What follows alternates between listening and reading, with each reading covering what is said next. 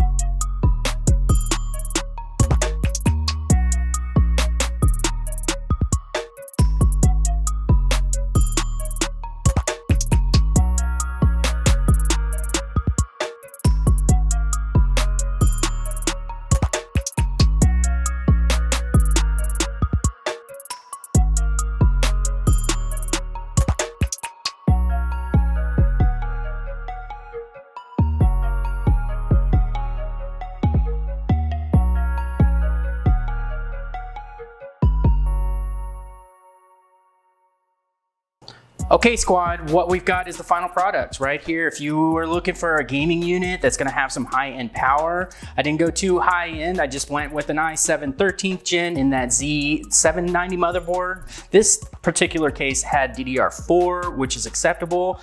I recommend DDR5 for those higher end builds, and then that graphics card, that RTX 4070, is gonna be rocking and rolling if you wanna crank up those FPS. All you need to do is just pick up the phone if you want this to get done. We do this for you, 281-647-9977. All right.